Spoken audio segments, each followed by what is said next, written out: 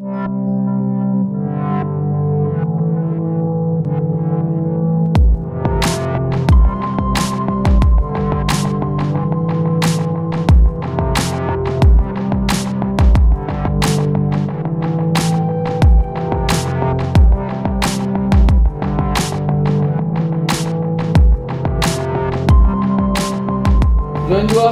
Horas Menjuah-juah. Salam jumpa pemirsa Sidikalang TV, khususnya masyarakat Dairi dimanapun Anda berada. Saat ini kita kembali lagi dari Noxi Cafe, akan melanjutkan unboxing caleg. Nah, kali ini kita sudah kedatangan seorang caleg muda dari partai muda juga, yaitu panggil Bung apa nih enaknya? Bro ya. Ada Bro John Ferry Banurea. Selamat datang, Bro. Juan-juah. Oke. Pertanyaan pertama, ini penting saya rasa. Kenapa akhirnya memutuskan untuk ikut serta menjadi peserta pemilu khususnya calon legislatif DPRD Kabupaten Dairi pada pemilu 2019 ini? Juan-juah. Ya. Assalamualaikum warahmatullahi wabarakatuh. Saya secara pribadi memang tidak punya rencana yang kuat, tetapi setelah melihat situasi dan kondisi terutama bangsa kita dan khususnya daerah kita Kabupaten Dairi, saya terpanggil. Sepertinya Tuhan Yang Maha Kuasa sepertinya menyuruh saya untuk ambil bagian dalam hal ini, karena pengalaman saya pribadi juga setelah melihat banyak keluhan di masyarakat, banyak permasalahan yang ada di masyarakat, banyak penderitaan yang mereka alami. Ternyata setelah saya alami itu mengguncang pribadi saya. Jadi timbul keinginan dan hati untuk kira-kira bisa nggak saya membantu mereka. Gitu. Berarti ini untuk ikut ini panggilan hati lah ini ya, melihat kondisi dan situasi saat ini. Oke, baik. Betul. Kemudian kita langsung saja cerita ke visi dan misi.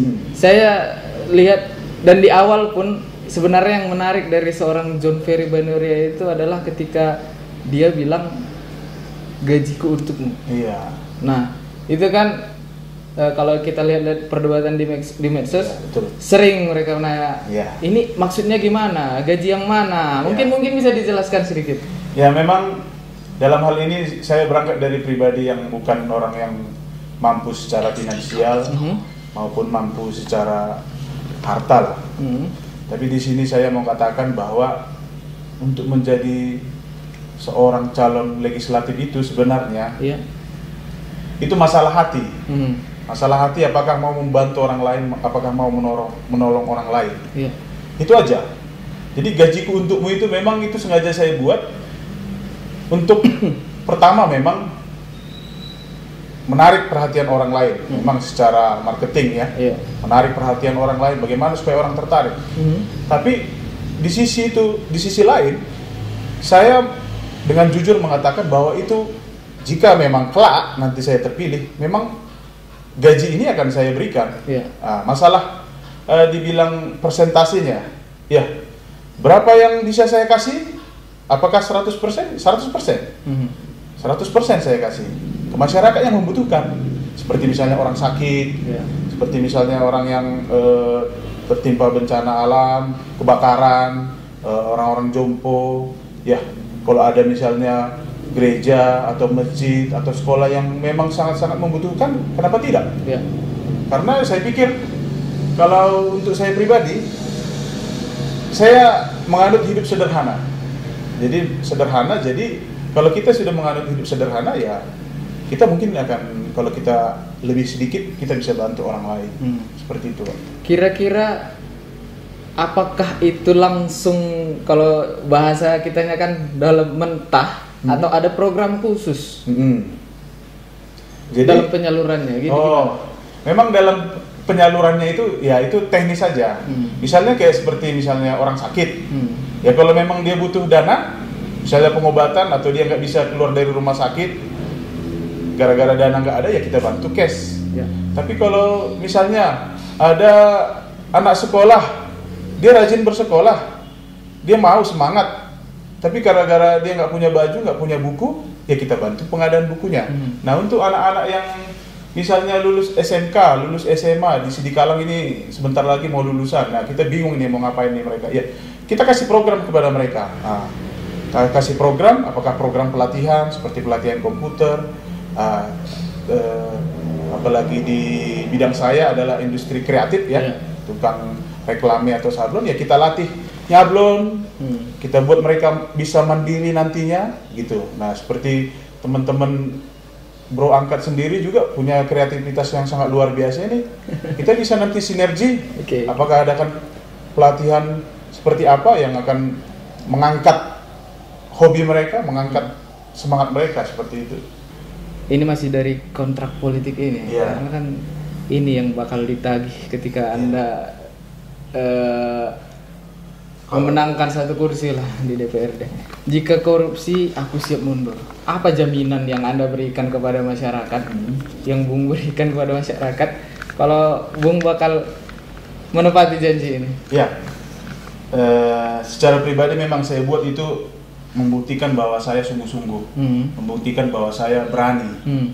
Berani artinya, ya ada yang berani malu, ada yang berani mati, ada yang berani berjanji kepada masyarakat. Nah, dalam hal ini kita kan masih di dalam lingkup Sidikalang nih. Nah, kalau saya nanti berbohong ya kan pasti saya akan dihujani cacian, makian, ya risikonya besar.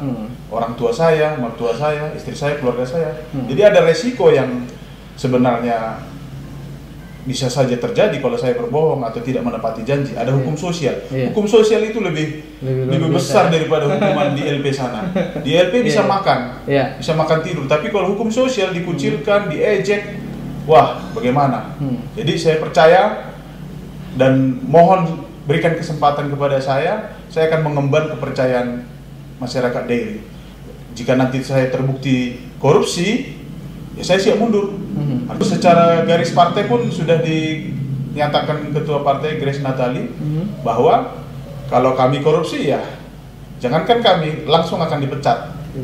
Bahkan dalam rapat-rapat ketika sudah terpilih nanti 3 kali tidak rapat berturut-turut akan di PAW. Jadi memang sudah ada, selain ada mekanisme partai, ya dari pribadi saya juga sangat-sangat pengen menunjukkan bahwa masih ada orang-orang yang mau berdiri dengan masyarakat, masih ada orang-orang jujur, masih ada orang-orang yang mau melayani, ada orang-orang yang mau memberikan ruang bahwa kita masih punya kesempatan. Gitu.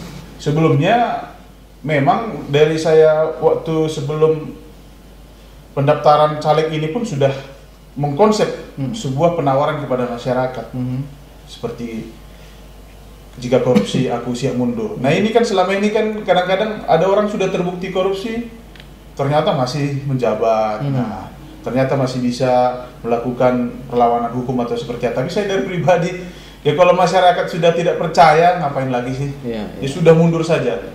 Kita harus seperti di negara Jepang, masih diisukan aja korupsi, dia sudah mundur. Betul. Nah itulah dari hati kita sendiri memberikan teladan. Teladan itu bukan buat kita, tapi buat orang lain, buat anak-anak kita nantinya, generasi kita berikutnya. Oke, baik. Luar biasa untuk yang itu, poin itu lah. Tapi kita rehat sejenak.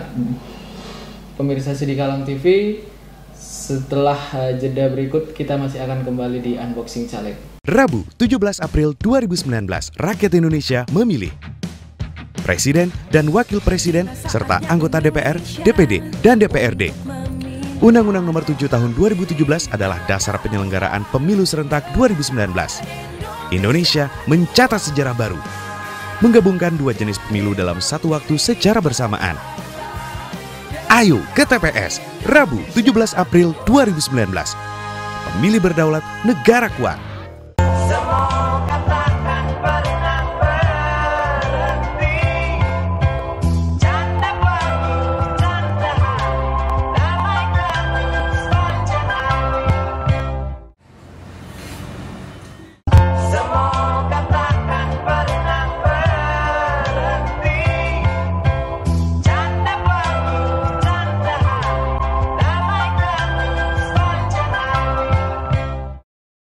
Rabu, 17 April 2019, pemilu serentak dilaksanakan.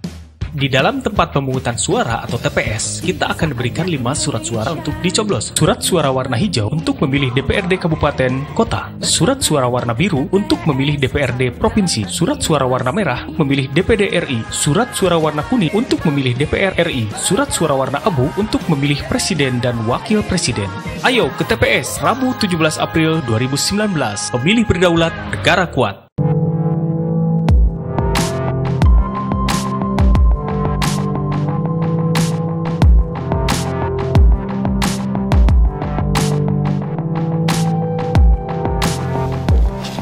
Sejak ditetapkanlah menjadi peserta dalam pemilihan calon anggota legislatif, John Ferry kan pasti telah berkeliling ke beberapa tempat di Kabupaten Dery, khususnya di Dapil 1 ya. Iya. Kira-kira apa sebenarnya yang dibutuhkan masyarakat? Apa sebenarnya yang dikeluhkan oleh masyarakat? Pertama yang dikeluhkan masyarakat itu pelayanan. Pelayanan di beberapa bidang lah. Yeah. Jadi pelayanan kesehatan, terus pelayanan di birokrasi dalam hal surat menyurat atau ke izin-izin, terus di bidang ekonomi. Jadi 3 hal ini yang paling sebenarnya prioritas saya lihat, menjadi isu juga sekarang ini.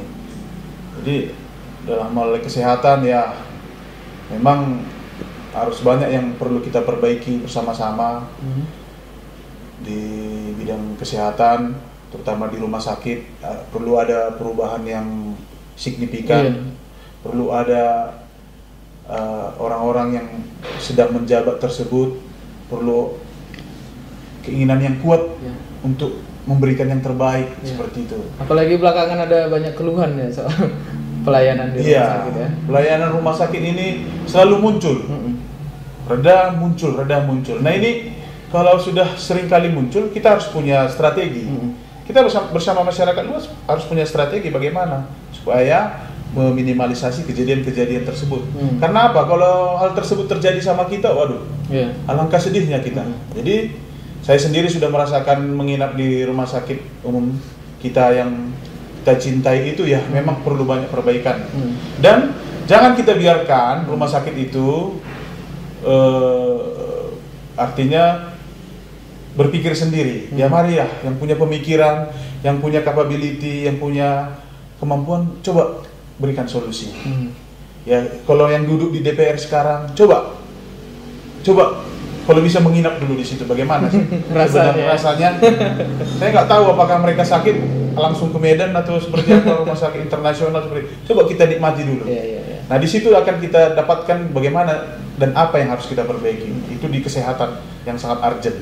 Kira-kira solusi lah dari John Ferry sendiri dengan keadaan rumah sakit Musi di Kalang saat ini, ketika nantilah kalau terpilih, apa yang solusi yang Anda John Ferry berikan? Jika terpilih nanti, memang ada komisi yang membidang ini tuh, jadi komisi C bidang Kesra, kesehatan, di situ ada rumah sakit dan segalanya. Jadi anggota dewan itu jangan hanya duduk di kantor, harus sering-sering lah ke rumah sakit. Lihat, duduk dengan direkturnya, duduk dengan perawatnya, duduk dengan pasiennya, bila perlu sekali seminggu begitu. Jadi kita lihat langsung. Nah kalau kita nggak pernah datang, bagaimana kita mau melihat kekurangan dan kelebihannya? Kita bantu dokter itu, kalau kurang jumlahnya kita tambah, kalau perawatnya kurang pelatihan, kita tambah pelatihan yang real gitu. Kalau masalah insentif nanti kan DPR yang menentukan itu insentifnya seperti apa ditentukan. Kalau kurang, kalau bisa untuk memacu mereka supaya lebih semangat dan bergembira melayani pasien, kita bantu. Oke, itu dari pelayanan kesehatan tadi. Tadi kan ada juga soal perizinan, terus ada kependudukan mungkin di catatan sipil lah itu Itu memang ada apa di sana gitu? Yang menjumpai. Jadi kalau di kesehatan sudah, sekarang di di apa namanya, di izin-izin. Nah, jadi begini, saya mengalami sendiri. Jadi seorang pengusaha kecil, jadi bro juga nanti mungkin mengalami atau sudah mengalami. Jadi mengurus izin itu banyak hal-hal, item-item yang harus kita penuhi. Dan secara pribadi, sepertinya kita ada ketakutan bahwa biayanya akan besar. Dan memang saya pernah tanyakan, ya untuk sebuah izin usaha, SIUP, TDP, HO, dan sebagainya memang cukup besar untuk pengusaha kecil. Nah, bagaimana pengusaha kecil, industri kreatif mau memulai memperbaiki secara administrasi, tapi ternyata di perizinan agak besar biayanya. Nah, nanti di DPR, bahkan ini pesan juga buat teman-teman yang terpilih nanti, atau kita yang terpilih, ya kita akan buat ini sehemat mungkin. Dan kita akan buat cepat, gitu. Pelayanan yang cepat, tidak bertele-tele. Bagaimana supaya masyarakat daerah ini, industri kreatif yang lain juga bisa berkembang, gitu. Bisa dengan cepat memulai usahanya. Jadi disitulah fungsi DPR. Memangkas birokrasi yang ribet, memberikan penjelasan yang tepat, begitu. Bahkan bisa mengarahkan seperti itu. Ya, di kependudukan memang ini memang masalah nasional ya. Jadi memang ini perlu kita bersama-sama cermati, dan kita harapkan masalah kependudukan ini supaya lebih nanti lebih terorganisir lah. Jadi orang sebenarnya sistemnya sudah bagus, tapi kadang-kadang di kependudukan sana untuk membuat kartu penduduk dan segala macam di situ kayaknya alatnya lah yang rusak, alatnya lah. Nah, ini perlu orang-orang teknis yang harus menguasai apa namanya, repair, perbaikannya seperti apa, sistemnya seperti apa. Nah, kalau perlu misalnya anggaran belanja atau pembelian alat baru, ya kita permudah saja. Artinya kita permudah, ya memang alatnya betul dibeli, bahannya memang betul dibeli, ya kita permudah saja. Jadi ya kita akan bersama-sama, ya DPR ya akan bersama-sama dengan Catpil ya melihat sisi-sisi mana yang perlu kita perbaiki, apa namanya, mana yang perlu kita percepat, kita dorong gitu. Kita dorong Catpil sudah, supaya ya semua masyarakat daerah ini punya KTP. Ini hak dasar, identitas loh. Ini kalau kemana-mana KTP kita harus punya. Jadi kalau nggak punya KTP, macam mana kita mau berusaha?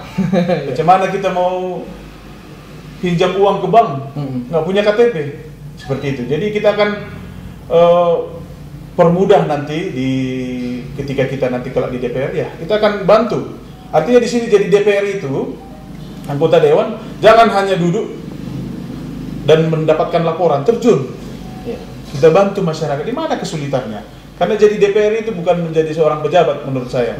Justru DPR itu adalah pembantu masyarakat, pelayan masyarakat gitu. Iya, karena gitu. Memang apalagi jujur saja kondisinya saat ini, saya yakin mayoritas masyarakat di Kabupaten Dairi itu nggak tahu siapa-siapa aja ini anggota DPR di Kabupaten Dairi. Begitulah kondisinya saat ini. Kira-kira itu gimana pendapat Bung John Ferry soal kondisi itu? Jadi memang kita harus mulai dari pergerakan anak muda. Jadi memang saya berpikiran ketika nanti sudah duduk di DPR, ya kita akan ajak teman-teman, kita akan arahkan teman-teman, baik yang di dalam maupun di luar, seperti Bro angkat, ya. Kalau rapat itu harus live dan terdokumentasi.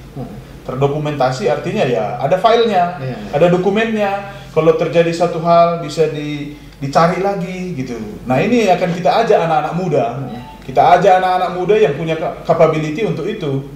Jadi ya mungkin bekerja sama. Jadi kadang-kadang kalau ada perkumpulan independen yang bisa memantau rapat-rapat di dewan, luar biasa. Dan itu ya kita coba anggarkan, itu bisa saja. Karena itu untuk transparansi. Iya, transparansi. Transparansi ke masyarakat bahwa kita di dewan itu bekerja, bahwa kita di dewan itu menghasilkan sesuatu, bahwa kita di dewan itu menghasilkan produk yang untuk kepentingan masyarakat. Seperti itu.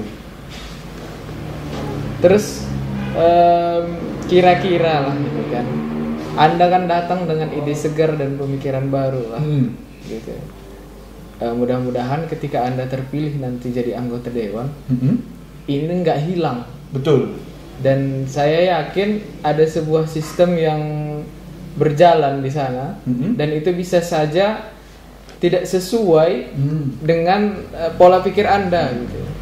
Gimana Anda menempatkan diri? Karena gini, ada istilah hanyut dalam sistem. Iya, gitu. betul. Jadi kita apa adanya aja. Apa adanya artinya ya, kalau memang kita di awal seperti ini ya, di akhir juga seperti ini.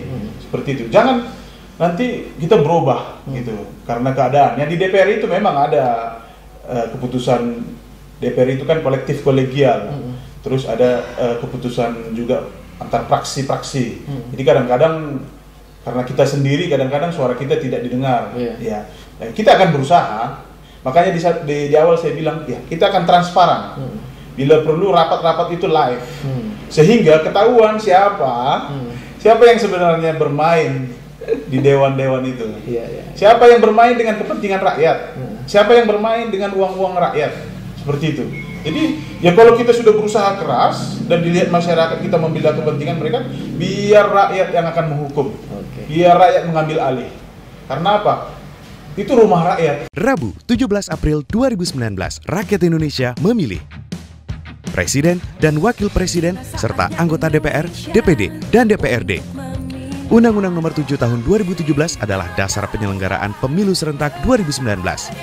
Indonesia mencatat sejarah baru, menggabungkan dua jenis pemilu dalam satu waktu secara bersamaan.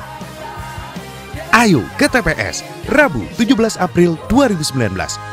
Pemilih berdaulat, negara kuat.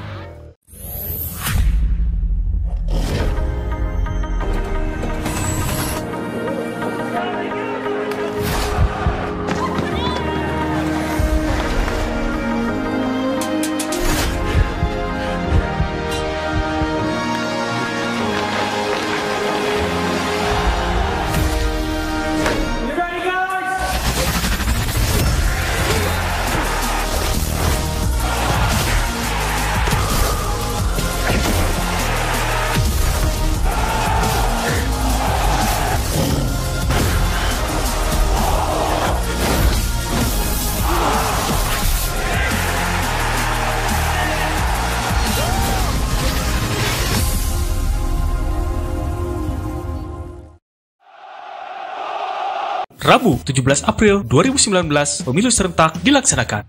Di dalam tempat pemungutan suara atau TPS, kita akan diberikan 5 surat suara untuk dicoblos. Surat suara warna hijau untuk memilih DPRD Kabupaten Kota. Surat suara warna biru untuk memilih DPRD Provinsi. Surat suara warna merah untuk memilih DPD RI. Surat suara warna kuning untuk memilih DPR RI. Surat suara warna abu untuk memilih Presiden dan Wakil Presiden.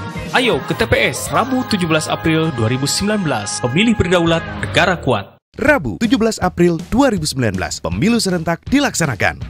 Kenali, cermati, dan tentukan pilihanmu. Inilah calon presiden dan wakil presiden pemilu 2019. Dan inilah partai politik peserta pemilu 2019.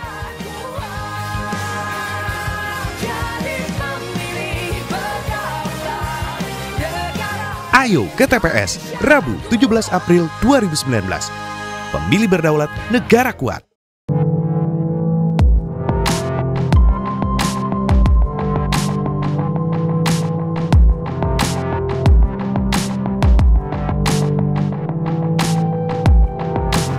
Ya baik, pemirsa Sedikalang TV dan masyarakat Dairi, sebelum kita lanjut ke sesi terakhir yaitu sesi 3, kebetulan kawan-kawan dari Noxi Cafe telah menyajikan minuman untuk kita. Kita akan sekalian lah coba-coba dulu ya, sebelum kita lanjut supaya lebih segar.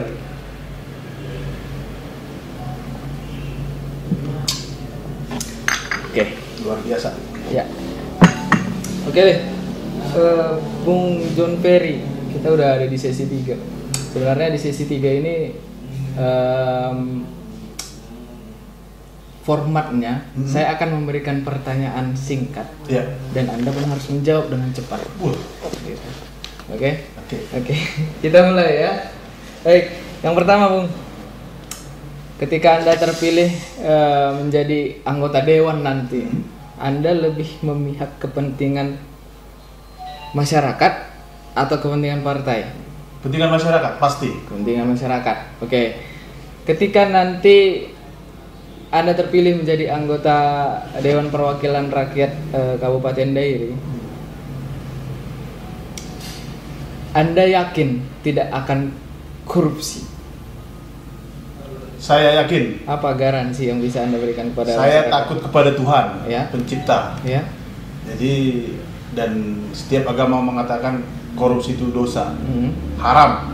Jadi siapa yang nggak takut dosa? Ya, kalau nggak takut, bukan manusia namanya. Oke. Ketika nanti Anda terpilih menjadi anggota DPRD dari Kabupaten Dairi, Anda akan menjadi yang terdepan mengawasi jalannya pemerintahan. Iya.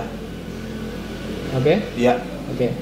Kemudian mungkin ini yang terakhir, dan ini yang banyak jadi bahan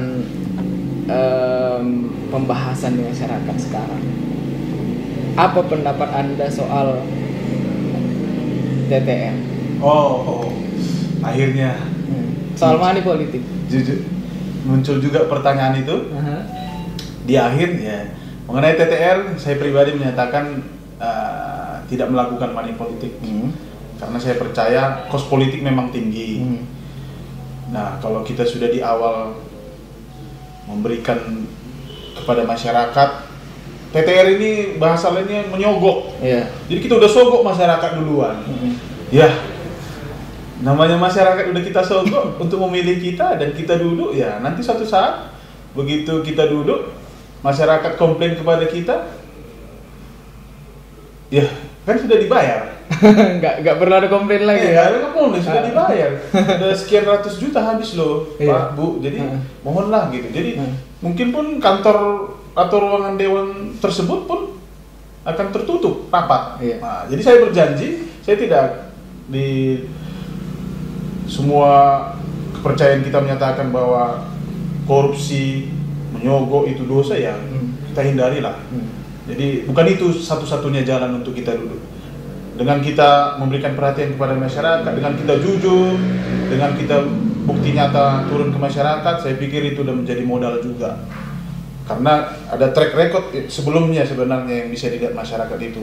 Seorang itu tidak tiba-tiba menjadi A atau tidak menjadi B. Jadi ada rentetan sebelumnya. Jadi untuk money politik, saya katakan tolak money politik. Saya juga kurang setuju dengan terima uangnya atau jangan pilih calegnya. Kurang setuju. Yang penting tolak, siapapun dia tolak. Karena itu akan memberikan efek jerah bagi pemberi. Karena apa? TTR adalah awal korupsi. TTR adalah awal dari bermalas-malasnya anggota dewan, awal dari terganggunya bahkan tidak terlayaninya kebutuhan masyarakat Dairi. Karena akan dikorbankan itu kepentingan kita juga.